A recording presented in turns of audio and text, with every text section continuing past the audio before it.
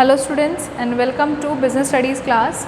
Today we are going to see what are the auxiliaries of trade. In our last video we had discussed what is trade and what are the types of trade, internal trade and external trade. I hope आप लोगों ने उसकी definitions जो है आपने अपनी notebooks के अंदर नोट कर ली होंगी, जो बहुत ज़्यादा इंपॉर्टेंट है. नेक्स्ट आज जो हम देखने वाले हैं वो है आपका ऑक्सिलरीज ऑफ ट्रेड. इसके बारे में आपको कुछ हद तक पता भी होगा क्योंकि लास्ट 2 या 3 वीडियोस में मैं इसके बारे में आपको 2 या 3 बार बता चुकी हूँ ऑलरेडी. ठीक है, तो आज जो है हम देखने वाले हैं आपका ट्रांसपोर्ट एंड कम्युनिकेशन. फर्स्ट ये देखना है कि ऑक्सिलरीज टू ट्रेड क्या होते हैं. मैंने आपको बताया था वो एक्टिविटीज़ जो हेल्प करती हैं आपको ट्रेड करने में, उसे क्या बोलते हैं हम, ऑक्सिलरीज टू ट्रेड.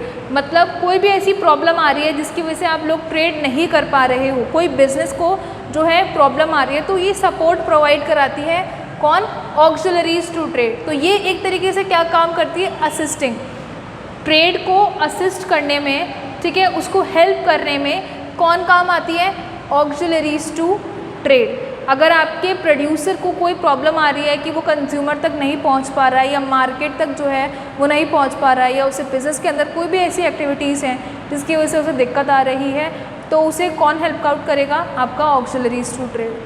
तो पहला ऑक्सिलरीज टू ट्रेड है आपका ट्रांसपोर्ट एंड कम्युनिकेशन.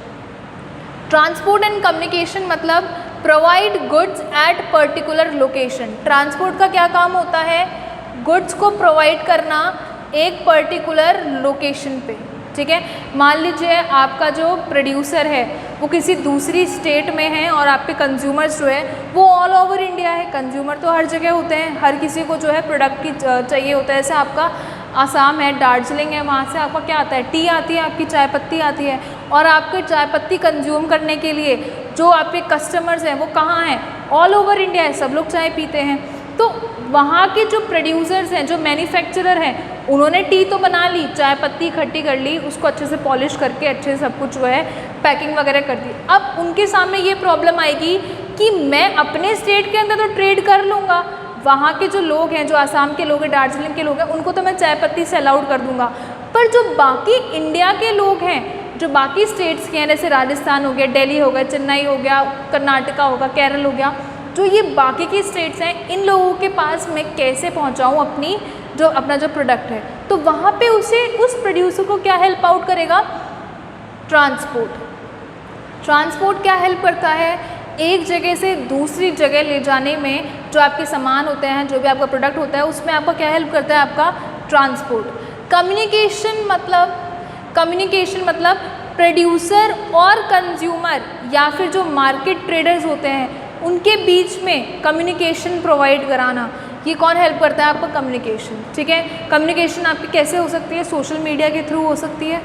आपने सोशल मीडिया में जो है एक ऐड डाल दिया जिसकी वजह से आपके कंज्यूमर को पता चल गया कि हाँ ये पर्टिकुलर प्रोडक्ट है जो आपके मार्केट में लॉन्च हुआ है, उसे क्या बोलेंगे हम, कम्युनिकेशन. तो पहला जो था हमारा, पहला हमने पढ़ा ट्रांसपोर्ट एंड कम्युनिकेशन, मतलब कि आपका ऐसा प्रोडक्ट है, आपने ऐसे ऑर्गेनाइजेशन में आपने जो प्रोडक्ट लाया है, आप उसे ऑल ओवर इंडिया आप उसे कैसे सेल आउट करोगे, क्योंकि आपके जो कंज्यूमर हैं, जो आपके कस्टमर्स हैं, वो ऑल ओवर इंडिया है. ठीक है, तो उसमें आपका कौन हेल्प करेगा, आपका ट्रांसपोर्ट हेल्प करेगा. आइए नेक्स्ट देखते हैं, सेकेंड है आपका banking and finance. Banking and finance क्या बोलता है, आपके जो बैंक होते हैं वो आपको क्या प्रोवाइड करते हैं, फाइनेंस मतलब लोन. ठीक है, आपको पैसा प्रोवाइड कराते हैं ताकि आप अपने डे टू डे जो आपके रोज़मर्रा के एक्सपेंसेस हैं उसको आप मीट कर सको. ठीक है, आप अपने बैंक से लोन लोगे, वो लोग आपको क्या करेंगे, लोन प्रोवाइड कराएंगे, और जिससे जो है आपके ऑर्गेनाइजेशन में अगर कोई भी प्रॉब्लम आ रही है, आपके बिज़नेस के अंदर कोई भी प्रॉब्लम आ रही है, तो आप उस बैंक से क्या कर सकते हो, लोन ले सकते हो. अब जैसे आजकल के टाइम में जो है छोटे जो ट्रेडर्स होते हैं, जो मार्केट ट्रेडर्स होते हैं, उसके लिए गवर्नमेंट ने बहुत सारी स्कीम्स निकाल रखी हैं.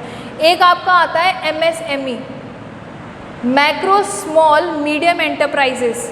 ये एक एक्ट है जो 2006 में आया था, जिसके अंदर गवर्नमेंट ने क्या किया था, जो आपके स्मॉल ट्रेडर्स होते हैं, जो स्मॉल एंटरप्राइजेस हैं, उनके लिए गवर्नमेंट ने ये एक्ट निकाला था जिसके लिए उनको हेल्प मिलती है बहुत ज़्यादा.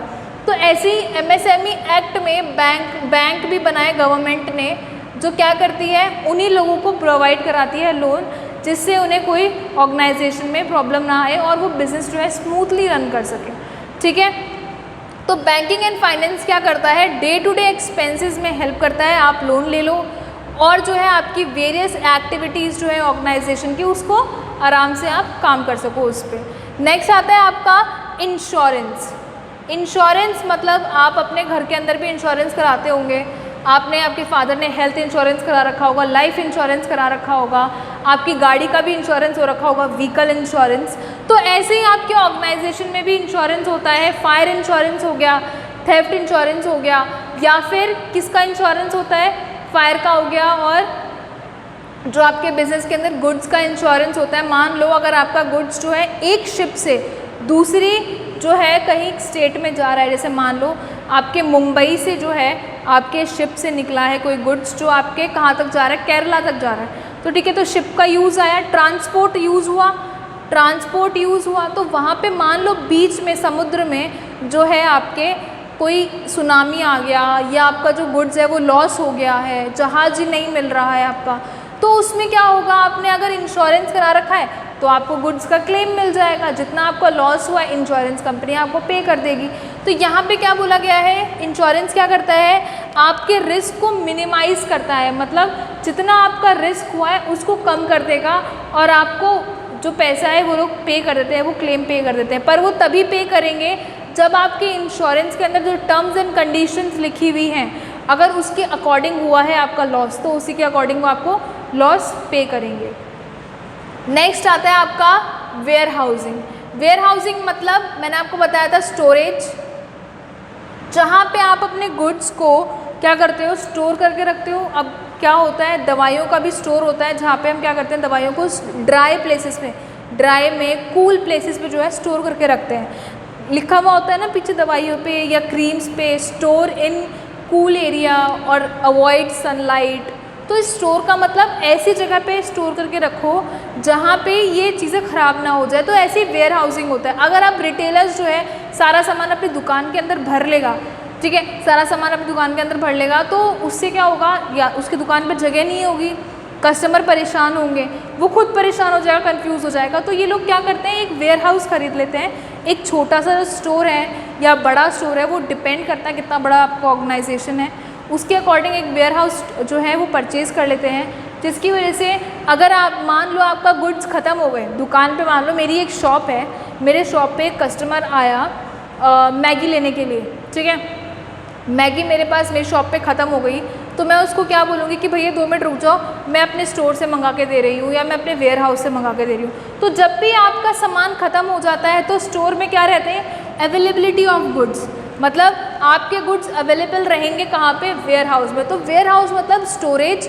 जहाँ पे अपने गुड्स को आपने क्या कर रखा है, स्टोर कर रखा है। वहीं आपका लास्ट आता है आपका एडवर्टाइजिंग। एडवर्टाइजिंग मतलब आपने इन्फॉर्मेशंस जो है कुछ प्रोड्यूसर और कंज्यूमर को देनी है, प्रोड्यूसर जो है कंज्यूमर को जो है गुड्स इन्फॉर्मेशन प्रोवाइड करा रहा है, तो उसमें हमारी एडवर्टाइजिंग बहुत ज़्यादा हेल्पफुल होती है। एडवर्टाइजिंग में आपका इंक्लूड क्या होता है, न्यूज़पेपर, सोशल मीडिया, आजकल आप लोग क्या करते हो, टीवी के ऊपर भी ऐड डाल देते हो, सोशल मीडिया पे डाल देते हो, फेसबुक पे बहुत ज़्यादा ऐड आते रहते हैं, आप लोग फेसबुक इंस्टाग्राम यूज़ करते होंगे तो उसके अंदर ऐड आते हैं, तो वो भी क्या है, एक एडवर्टाइजिंग है। तो ये लोग क्या कर रहे हैं, एडवर्टाइजिंग कर रहे हैं, बता रहे हैं कि हमने एक नई ऑर्गेनाइजेशन सेटअप करी है या हम कोई नया प्रोडक्ट लेके आए हैं, तो उसमें क्या हेल्प करती है आपका advertising. Advertising provide information for the product, आपके प्रोडक्ट के बारे में इंफॉर्मेशन प्रोवाइड कराता है कौन, एडवर्टाइजिंग। फॉर एग्जांपल मान लो आप न्यूज़पेपर उठा के देखना, उसके अंदर किसी ना किसी, या तो किसी क्लोथ का, कपड़े का कोई सेलिब्रिटी ऐड कर रहा होगा, तो उसके अंदर फ़ोटो आती है कि फ़लाना फ़लाना, उसकी लोगो भी होती है, लोगो है, ठीक है, तो लोगो होती है, कोई किसी लाइन होती है, कुछ ऐसे स्टेटमेंट होते हैं जिसकी वजह से हम पहचान पाते हैं कि हाँ ये पर्टिकुलर प्रोडक्ट के बारे में बात कर रहा है। तो उस एडवर्टाइजिंग के अंदर काफ़ी हद तक जो है उसके बारे में इंफॉर्मेशन प्रोवाइड करी जाती है। तो ये था हमारा ऑक्सिलरीज टू ट्रेड, जो ट्रेड के अंदर असिस्ट करता है, हमें हेल्प करता है। पहला तो था हमारा ट्रांसपोर्ट कम्युनिकेशन, एक जगह से दूसरी जगह हमें ट्रांसपोर्ट करना है, तो उसे हम क्या बोलेंगे, ट्रांसपोर्ट कम्युनिकेशन। हमें अपने पर्टिकुलर लोकेशन तक पहुंचाना है हमारा अपना प्रोडक्ट, उसके बाद बैंकिंग एंड फाइनेंस, लोन ले लो बैंक से बिजनेस के लिए। इंश्योरेंस करा लो, फायर इंश्योरेंस हो गया, मराइन इंश्योरेंस मैंने आपको बताया था, ये आपके आगे चैप्टर में भी आएगा। मराइन इंश्योरेंस मतलब जब आपने शिप के ऊपर जो है गुड्स आपके सेल आउट हो रहे हैं, आगे जा रहे हैं शिप के अंदर, जहाज पे, तो क्या होगा, उस शिप पे जो आपके गुड्स हैं उसका इंश्योरेंस होगा, ठीक है। उसके बाद वेयर हाउसिंग मतलब आपने स्टोर कर रखे हैं कुछ गुड्स या सर्विसेज, आपने गुड्स जो हैं स्टोर कर रखे हैं, जिसकी वजह से अगर आपके गुड्स ख़त्म हुए तो आप क्या कर दोगे, स्टोर पे से जाके वो सारे गुड्स जो हैं लेके आओगे। उसके बाद लास्ट आपका एडवर्टाइजिंग था। एडवर्टाइजिंग में मैंने बताया आपको, एडवर्टाइजिंग मतलब आपके कुछ ऐसे प्रोडक्ट हैं जिसकी वजह से आपको अपने कंज्यूमर्स को इन्फॉर्मेशन प्रोवाइड करानी है, तो आपको कौन हेल्प करेगा, एडवर्टाइजिंग। तो ये था हमारा चैप्टर फर्स्ट, जिसके अंदर हमने आज क्या देखा, ऑक्सिलरीज टू ट्रेड। इसके बाद की जो क्लासेस आएंगी उसके अंदर मैं आपको ऑब्जेक्टिव्स ऑफ बिजनेस बताऊंगी। आई होप आप लोगों को सारी वीडियो समझ में आ रही हैं। अगर आपको किसी भी टॉपिक में कोई भी प्रॉब्लम है, मैं हर वीडियो में यही लाइन बोलती हूँ, अगर आपको किसी भी टॉपिक में कोई प्रॉब्लम है, you all are free to ask. Thank you so much.